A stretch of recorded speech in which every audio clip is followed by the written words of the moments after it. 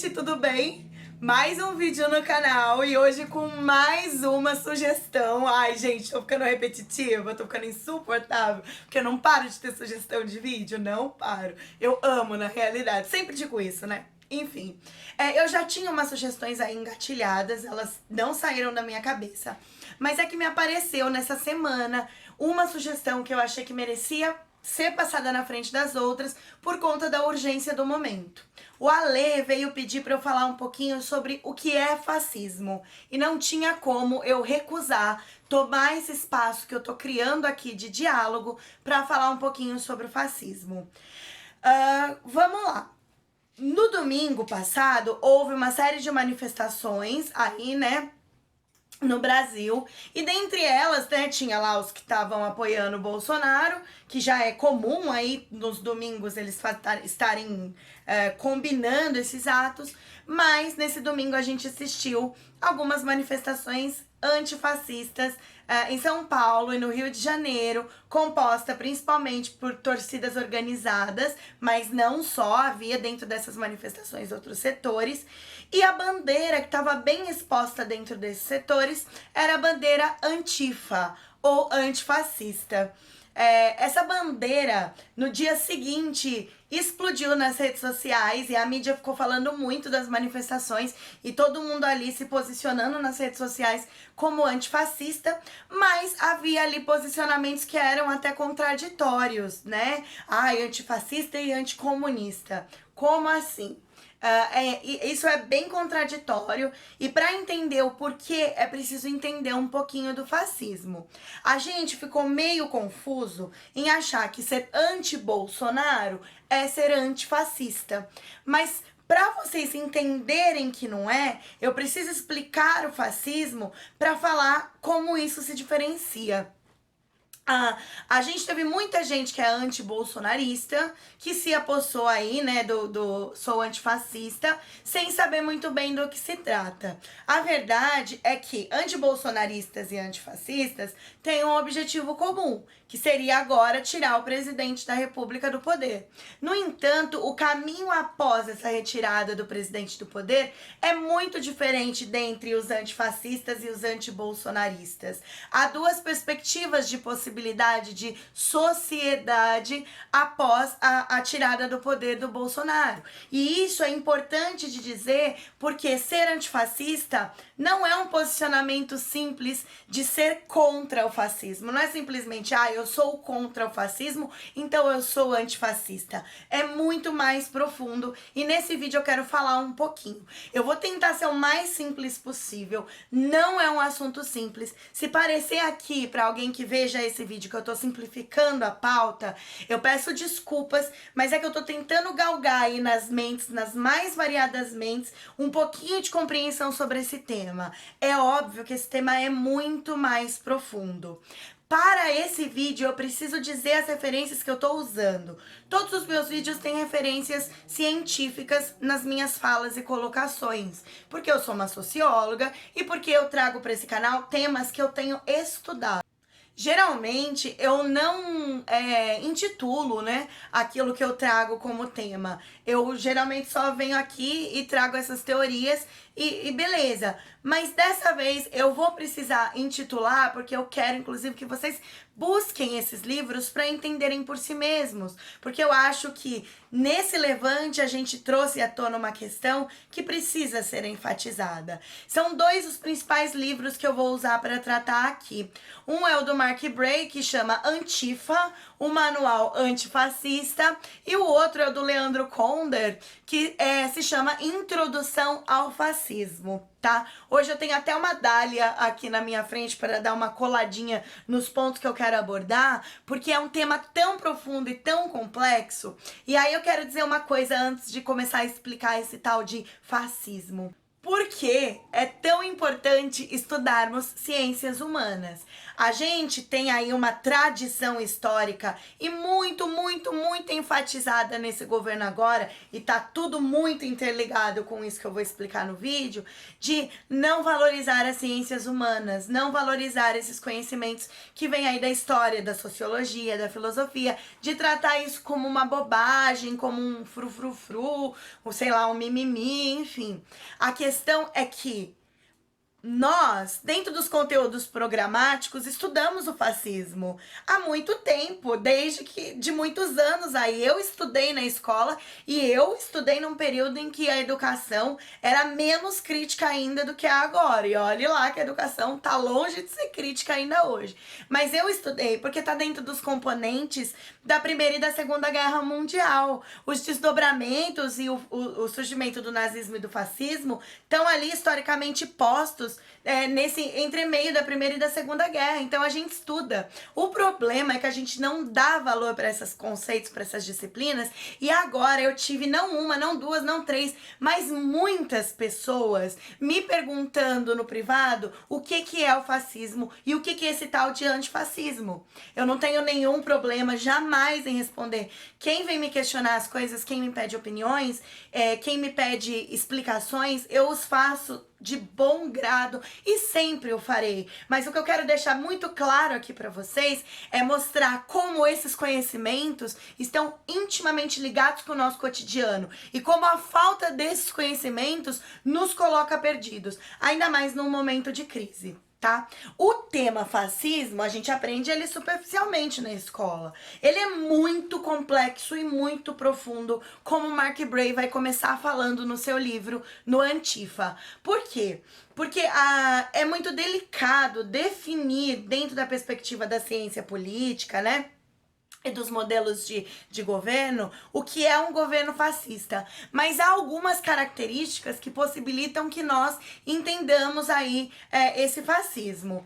A primeira coisa que eu acho que é importante, que é muito clara, por exemplo, no momento que nós vivemos e na caracterização do governo bolsonarista como tendencioso ao fascismo, é o fato de que o fascismo está intensamente ligado com aquilo que o Mark Bray vai chamar de movimento carismático. Se a gente for pensar nos tipos de dominação, que inclusive vem do Weber, né, que nem é marxista essa teoria, se a gente for pensar na dominação carismática que o Weber traz lá na ética protestante, que é um dos tipos de dominação que os indivíduos podem colocar sobre a sociedade, que as instituições, os indivíduos podem propor sobre a sociedade, a gente vai entender. O fascismo, ele vem dessa experiência de um sujeito que é muito carismático, ou seja, tem muito carisma, que cativa as pessoas e traz essas pessoas para uma leitura do que ele vai chamar de experiência de fé. Olha, nós precisamos mudar essa nação. Olha, eu acredito no nova política, na nova nação, né? Nova política. Ai, não era política, é a nova política. Foi um dos temas aí que falaram, vamos colocar esse homem no poder. Então, ele vai usar essa perspectiva, né, essa experiência de fé, colocando nas pessoas por meio do seu sorriso, do seu carisma, do seu jeitão despojado, falo mesmo tudo que eu penso, para atrair as pessoas para si. Uma outra coisa super importante dentro da pauta do fascismo é a perspectiva da moralidade e do conservadorismo. Fascistas são absolutamente moralistas e detentores de uma moral muito conservadora. Então eles vão trazer pautas que a gente vê muito expressas aí nesse governo sobre, não podemos falar de gênero, não podemos falar de sexualidade, temos que condenar a homossexualidade, temos que falar sobre bons valores. Tem a questão da religiosidade muito implícita também, né? Ou às vezes até explícita, sobre como os valores cristãos, do cidadão de bem, tudo isso todo esse discurso que a gente tá escutando aí já faz tempo, pela família, pelos bons costumes, e que desde o golpe que houve lá, proveniente de 2013, a gente tá escutando na boca dos nossos políticos, principalmente esses aí que assumiram o poder agora, né? Mas que na realidade não tem nada de bom. A reunião dos ministérios lá, né, que aconteceu e que a gente teve acesso aos conteúdos, mostrou muito bem que o cidadão de bem, que fala tanto da bondade, que fala tanto da família, que fala tanto do próximo, de uma sociedade harmônica com o próximo, né, com aquele que é bom, a gente viu a maneira como esses sujeitos tratam o próximo. Primeiro, ignorando as populações minoritárias e originárias, falando alguém que indígena, que quilombola, e também, além de tudo, o presidente chamando os próprios apoiadores, né, de bostas, desculpem o termo, mas é o que ele vai falar, chamando os próprios, assim, mostrando o desprezo que ele tem pelos próprios apoiadores, né? De bem esse sujeito não tem nada. Mas essa é uma perspectiva também fascista, de atrair de volta para si esses valores conservadores. Uma outra coisa que ele traz que é muito, muito importante, e ele tá pegando aí esses conceitos de um historiador que chama Paxton. Então, o Mark Bray vai usar esses conceitos do Paxton dentro do seu livro, e uma das coisas que ele vai trazer é a ideia de o nosso mito é a nação. O Mussolini, que foi o grande expoente do fascismo, que era da Itália, ele mesmo trazia nas suas falas essa ideia. E olha que louco pensar nisso. A gente tá vivendo exatamente isso. Um sujeito que intitularam um mito e que não falam sobre a mitificação dele. Dizem que ele é tão importante, ele tem que ser tão aceito, ele é um governo diferenciado, porque ele está colocando o Brasil acima de tudo. Ou seja, ele é o mito da nação, ele é a própria nação. Quando ele se intitula mito e vai lá e fala que o Brasil está acima de tudo e que ele vai trazer a verdade pra gente, ele tá se colocando como nessa afirmativa que o Paxton traz dentro do livro, que é que o mito é a nação. E para a salvação da nação, tudo é permitido. E essa é uma outra lógica que a gente tem visto. As falas tão desumanas que as pessoas têm entoado, elas nem sabem que são falas que dão vazão a esse fascismo, mas essas falas, elas são tão violentas, elas são tão tristes, e as pessoas têm entoado por aí sobre criar uma sociedade de bem, sobre fazer de tudo pro Brasil ser bom, bandido bom é bandido morto, direitos humanos pra quem, sem direitos humanos, sem distribuição de terra, chamando quem se expressa de terrorista, todas essas questões. Então, e que vale qualquer coisa pelo Brasil, pela nação, né? Porque o grande mito é a nação. Então, quando elas vão apoiar o Bolsonaro, elas vão dizer, mas ele tá fazendo isso pelo Brasil. É exatamente essa lógica que o Mark Bray vai trazer no seu livro. Uma outra coisa, que é uma citação que eu queria muito ler do Paxton, é que eu acho que não dá pra negar, ó. O que é o fascismo? Então, ele vai dizer que é assim, ó, uma forma de comportamento político marcado por uma preocupação obsessiva com o declínio, humilhação ou vitimização da comunidade e por cultos compensatórios à unidade, energia e pureza, no qual os grupos de militantes nacionalistas comprometidos, trabalhando com a colaboração incômoda, mas eficaz com as tradicionais elites, abandonam as liberdades democráticas e persegue com violência redentora, sem restrições éticas ou legais, suas metas de limpeza interna e expansão externa. Em outras palavras, o que esse trecho, o que esse textão quer dizer? Que parte do fascismo é essa obsessão que a gente vê que esse governo tem e que o Mussolini tinha e que todas as nações que aí estão flertando com com o fascismo tem na expressão dos seus governos, essa obsessão com se pôr como uma nação superior, se pôr como uma nação suprema, não ser humilhado, né? E também sobre a questão da pureza, de que há indivíduos que são melhores, que são superiores, e quando a gente vê o discurso desses sujeitos contra as minorias, a gente percebe absolutamente que eles acreditam, ainda que eles possam não falar, porque eles sabem que falar abertamente não pega bem. Mesmo que já tenham falado abertamente, reduzem para alguns momentos esses discursos.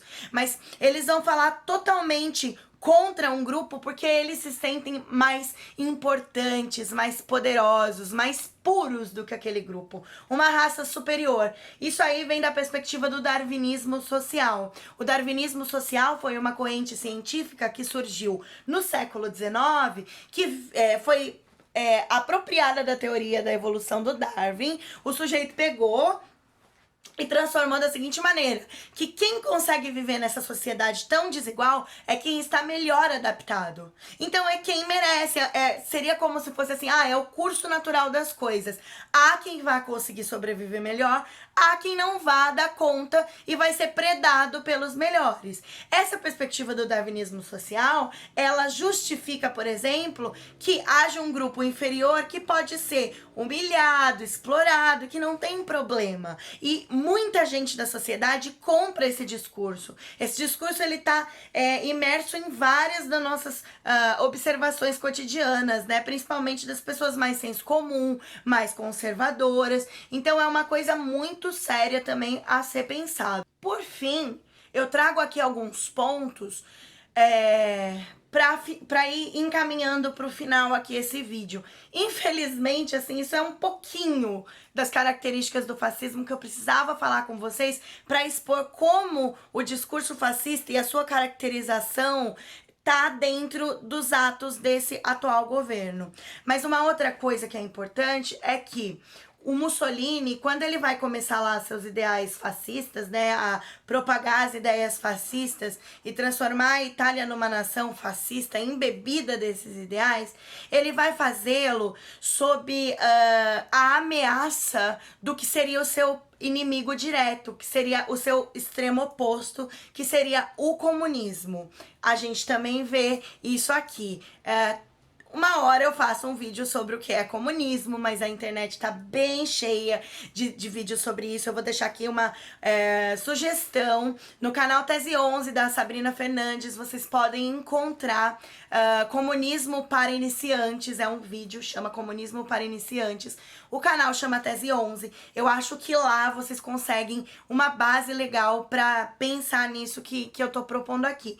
Mas o que acontece é que a primeira coisa, então, é que ele vai usar essa perspectiva anticomunista para pregar o seu fascismo. E pior, muitos desses fascistas, inclusive o Mussolini, estiveram inseridos em partidos socialistas. E aí, por isso, vem uma grande confusão das pessoas acharem que nazismo, que fascismo, que comunismo, que socialismo é tudo a mesma coisa. Quem fala isso é absolutamente desonesto ideologicamente. Se é uma pessoa que entende minimamente de política e fala isso, quer dizer, essa pessoa não entendeu muito bem, ela é um pouco ignorante sobre isso, porque não é da opinião dela, eu vou opinar aqui que fascismo é de esquerda. Não é opinião, meu amor, é tipo fórmula matemática. Ninguém cria uma fórmula e fala, isso aqui é Bhaskara, a fórmula tá lá. Ninguém cria uma fórmula e fala, isso aqui é fascismo, isso aqui é direita, isso aqui é esquerda. Há fórmulas para definir.